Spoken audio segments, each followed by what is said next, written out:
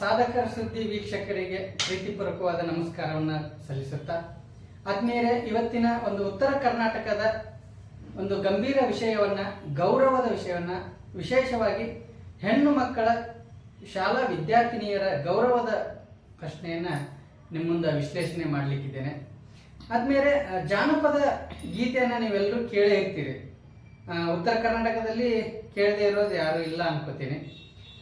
ಅವುಗಳನ್ನು ಜಾನಪದ ಗೀತೆ ಅಂತ ಅನ್ನೋದಕ್ಕಿಂತ ಇತ್ತೀಚೆಗೆ ಅವನ್ನ ಅಶ್ಲೀಲ ಹಾಡುಗಳು ಅಂತ ಹೇಳಿದರೆ ತುಂಬಾ ಸೂಕ್ತ ಅಂತ ನನಗನ್ಸುತ್ತೆ. ಯಾಕೆ ಅಂತ ಹೇಳಿದ್ರೆ ಅವನನ್ನ ಸಭ್ಯಸ್ಥರು ಕೇಳುವಂತಹ ಹಾಡುಗಳೇ ಅಲ್ಲವು. ಏನು ಮಾತಾಡ್ತೀವೋ ಅದನ್ನೇ ಹಾಡು ಅಂತ ಅನ್ಕೊಂಡ್ಬಿಟ್ಟಿದ್ದಾರೆ. ವಲ್ಗರ್ ಹಾಡುಗಳು, ಡಬಲ್ ಮೀನಿಂಗ್ ಹಾಡುಗಳು. ಇದರಿಂದ ಏನಾಗುತ್ತೆ ಅಂದ್ರೆ ಸಮಾಜದ ಸ್ವಾಸ್ಥ್ಯವೇ ಹಾಳಾಗುವಂಥದ್ದು. ಉದಾಹರಣೆಗೆ, ಈಗ ಹೆಣ್ಣು ಮಕ್ಕಳು ಪಾಪ ಶಾಲೆಗೆ ಹೋಗ್ತಾ ಇರ್ತವೆ, ಹೈಸ್ಕೂಲ್ಗೆ ಹೋಗ್ತಾ ಇರ್ತಾರೆ. ಅವ್ರು ಹಿಂದಿನ ಟ್ರ್ಯಾಕ್ಟರಲ್ಲಿ ಜೋರಾಗಿ ಸೌಂಡ್ ಇಟ್ಕೊಂಡು ಹೈಸ್ಕೂಲ್ಗೆ ಹೊಂಟಿದ್ದೀನಿ, ಬಿಡುದಿಲ್ಲ ನಿನ್ನ ಅಂತ ಈ ತರಹದ ಹಾಡುಗಳನ್ನ ಹಚ್ಕೊಂಡು, ಮೊಬೈಲಲ್ಲಿ ಸಹ ಅವನನ್ನೇ ಹಚ್ಕೊಂಡು ಹೋಗುವಂಥದ್ದು. ಇದು ಅದೊಂದು ಎಲ್ಲೋ ಒಂದು ಕಡೆ ಮಹಿಳೆಯರಿಗೆ, ಹೆಣ್ಣು ಮಕ್ಕಳಿಗೆ ಅದೊಂದು ಅಸಹ್ಯ ಅನ್ನುವಂತಹ ವಾತಾವರಣ ಇವಾಗ ಉತ್ತರ ಕರ್ನಾಟಕದಲ್ಲಿ ಆಗ್ತಾ ಇದೆ. ಇದು ಇಡೀ ಉತ್ತರ ಕರ್ನಾಟಕದ ಗೌರವದ ಪ್ರಶ್ನೆಯೂ ಕೂಡ ಹೌದು. ಹಾಗೇನೆ ಈಗ ಮದುವೆಗಳಲ್ಲಿ ಹಾಡುಗಾರರನ್ನ ಕರೆಸಿರ್ತಾರೆ. ಅವರು ಒಂದು ಉತ್ತಮವಾದಂತಹ ಮದುವೆಗೆ ಸಂಬಂಧಪಟ್ಟಂತಹ ಜನಪದ ಹಾಡು ಆಗಲಿ ಅಥವಾ ಸಿನಿಮಾದ ಹಾಡುಗಳನ್ನಾಗಲಿ ಹಾಡಿದ್ರೆ ಅದಕ್ಕೊಂದು ಮನೋರಂಜನೆ ಅಂತ ಅನಿಸುತ್ತೆ. ಸೊ ಅದನ್ನು ಮಾಡ್ದೇನೆ ಅಲ್ಲಿಯೂ ಕೂಡ ಅಶ್ಲೀಲ ಹಾಡುಗಳನ್ನೇ ಹಾಡೋದು. ಆ ಮದುವೆ ಆಗ್ತಾ ಇರುತ್ತೆ, ಅಲ್ಲಿ ಹಾಡುವಂತ ಹಾಡು, ನೀನು ಬೇರೊಬ್ಬನ ಕಟ್ಕೊಂಡ ಹೊಂಟಿದಿ, ನನ್ನ ಮರೆತೇನ ನಿನ್ನ ಬಿಡುದಿಲ್ಲ ನಾನು, ಈ ತರಹದ ಹಾಡುಗಳು. ಅಲ್ಲಿ ನಡೆಯುವಂತಹ ಕಾರ್ಯಕ್ರಮ ಏನು, ಇವರು ಹಾಡುವಂಥದ್ದೇನು, ಹಾಡುವವರಿಗೂ ಖಬರು ಇರುವುದಿಲ್ಲ, ಹಾಡಿಸುವವರಿಗೂ ನಾವು ಏನು ಹಾಡಿಸ್ತಾ ಇದ್ದೀವಿ ಅಂತ ಖಬರು ಇರುವುದಿಲ್ಲ. ಸೊ ಹಾಗಾಗಿ ಇಂಥವರಿಗೆ ವೇದಿಕೆಗಳನ್ನ ಕೊಡಬಾರ್ದು.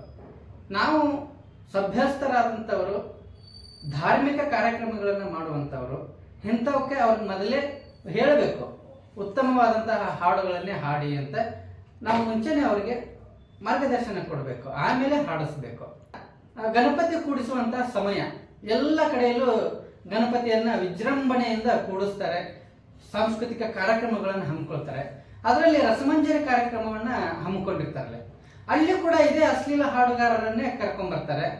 ಅವರು ಡಬಲ್ ಮೀನಿಂಗು ಇಂತಹ ಹಾಡುಗಳನ್ನೇ ಹಾಡ್ತದ್ದು.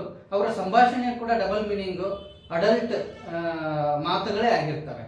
ಅಲ್ಲಿ ಕೂಡ ಬಂದಂಥ ಭಕ್ತಾದಿಗಳಿಗೆ ಒಂದು ಇರುಸು ಮುರುಸು ಆಗುವಂತಹ ಸಂಭಾಷಣೆನೇ ಅಲ್ಲಿ ಇರುತ್ತೆ. ಸೊ ಅದೇ ಮನೋರಂಜನೆ ಅಂತ ಅನ್ಕೊಂಡ್ಬಿಟ್ಟಿದ್ದಾರೆ. ಅಲ್ಲಿಯೂ ಕೂಡ ಕಾರ್ಯಕ್ರಮ ನಿರೂಪಣೆ ಮಾಡುವವರು, ಅದನ್ನು ಆರ್ಗನೈಸ್ ಮಾಡುವವರು ಸ್ವಲ್ಪ ಧಾರ್ಮಿಕವಾಗಿ ಯೋಚನೆ ಮಾಡಬೇಕು. ಸ್ವಾಮೀಜಿಗಳನ್ನ ವೇದಿಕೆ ಮೇಲೆ ಕೂಡಿಸಿರ್ತಾರೆ, ಅಲ್ಲಿ ಅಶ್ಲೀಲ ಹಾಡುಗಾರರನ್ನ ಕರ್ಕೊಂಡ್ ಬಂದಿರ್ತಾರೆ, ಅವರು ಅಲ್ಲಿ ಹಾಡೋದು ಇದನ್ನೇ. ಸೊ ಅಲ್ಲಿ ಕೂಡ ಮಠಾಧೀಶರಿಗೂ ಒಂದು ಮುಜುಗರ ಆಗುವಂತಹ ಹಾಡನ್ನ ವೇದಿಕೆ ಮೇಲೆ ಹಾಡ್ತಾ ಇರ್ತಾರೆ. ನಾವು ಸಾಕಷ್ಟು ನೋಡಿದೀವಿ, ನೀವು ಕೂಡ ಗಮನಿಸಿರ್ತೀರಿ. ಇತ್ತೀಚಿನ ಈ ಜಾನಪದ ಹೆಸರಿನಲ್ಲಿ ಹಾಡುವಂತ ಈ ಡಬಲ್ ಮೀನಿಂಗ್ ಅಶ್ಲೀಲ ಹಾಡುಗಳನ್ನ ಈ ಮನೆಯಲ್ಲಿ, ಮೊಬೈಲಲ್ಲಿ, ಗಾಡಿಯಲ್ಲಿ ಹಾಕೋದ್ರಿಂದ ಅವರ ಮನೆ ಹೆಣ್ಣು ಮಕ್ಕಳೇ ಹಾಳಾಗ್ತಾರೆ. ಇದಂತೂ ಖಂಡಿತ ಸತ್ಯ. ಯಾಕೆಂತ ಹೇಳಿದ್ರೆ ಅದನ್ನ ಕೇಳಿ ಕೇಳಿ ಕೇಳಿ ಮನಸ್ಸಿನಲ್ಲಿ ಅದೇ ಬೇರೂರಕ್ಕೆ ಶುರು ಆಗ್ಬಿಡುತ್ತೆ. ಆ ಕರ್ಮ ರಿಟರ್ನ್ಸ್ ಅಂತಾರಲ್ಲ, ಹಾಗೆ ಅವ ಕರ್ಮ ನಮಗೆ ಹಿಂದಕ್ಕೆ ಹೊಡೆಯುತ್ತೆ ಅದು. ಸೊ ಹಾಗಾಗಿ ತುಂಬಾ ಜವಾಬ್ದಾರಿಯಿಂದ ಹಾಡು ಹಚ್ಚುವವರು ಯೋಚನೆ ಮಾಡಬೇಕು. ಇದು ಅವರ ಮನೆ ಹೆಣ್ಣು ಮಕ್ಕಳ ಗೌರವದ ಪ್ರಶ್ನೆ ಅನ್ನೋದನ್ನ ಅವರು ಅರ್ಥ ಮಾಡ್ಕೋಬೇಕು. ದಯವಿಟ್ಟು ಇಂತಹ ಹಾಡುಗಳಿಗೆ ಎನ್ಕರೇಜ್ ಮಾಡದಿರಿ, ಇಂಥವಕ್ಕೆ ಒತ್ತು ಕೊಡಬೇಡಿ, ಕೇಳಬೇಡಿ. ಇಂತಹ ಹಾಡುವವರೆಗೂ ಕೂಡ ಅವರಿಗೆ ಬುದ್ಧಿ ಮಾತನ್ನು ಹೇಳಿ. ಕನ್ನಡ ಸಾಹಿತ್ಯ ಸಮೃದ್ಧವಾಗಿದೆ, ಅದ್ಭುತವಾದಂತಹ ಹಾಡನ್ನು ರಚನೆ ಮಾಡಿದ್ದಾರೆ ಹಿಂದಿನ ಜನಪದ ಅನಕ್ಷರಸ್ಥರೇ ಅದ್ಭುತವಾದಂತಹ ಸಾಹಿತ್ಯವನ್ನು ರಚನೆ ಮಾಡಿದಾಗ ಈ ಕಲಿತವರು ಸ್ವಲ್ಪ ಅಧ್ಯಯನ ಮಾಡಿ ಒಳ್ಳೆ ಒಳ್ಳೆ ಶಬ್ದವನ್ನು ಬಳಸಿ ಹಾಡನ್ನು ಬರೆದು ಹಾಡಿದ್ರೆ ಕೇಳೋರಿಗೂ ಹಿತ ಅನಿಸುತ್ತೆ, ಸಮಾಜಕ್ಕೂ ಒಳ್ಳೇದನ್ನಿಸುತ್ತೆ. ಸೊ ಅಂತಹ ಹಾಡುಗಾರರಿಗೆ ಅವಕಾಶ ಕೊಡಿ, ಎನ್ಕರೇಜ್ ಮಾಡಿ. ಇಂತಹ ಅಶ್ಲೀಲ ಹಾಡುಗಳಿಗೆ ದಯವಿಟ್ಟು ಯಾರು ಕೂಡ ಸೊಪ್ಪು ಹಾಕಬಾರ್ದು ಅಂತ ಹೇಳ್ತಾ ಇದನ್ನು ಎಲ್ಲರಿಗೂ ಕೂಡ ಶೇರ್ ಮಾಡಿ ಎಲ್ಲರನ್ನು ಜಾಗೃತರಾಗಲಿ ಅಂಥೇಳಿ ಇದುವರೆಗೂ ಇದನ್ನು ವೀಕ್ಷಿಸಿದ್ದಕ್ಕೆ ತಮಗೆ ಪ್ರೀತಿಪೂರ್ವಕವಾದ ಧನ್ಯವಾದಗಳು. ವಿಷಯವನ್ನು ತಾವು ಗಮನಿಸ್ತೀರಿ ಅಂತ ಹೇಳ್ತಾ ತಮಗೆಲ್ಲರಿಗೂ ಕೂಡ ನಮಸ್ಕಾರ.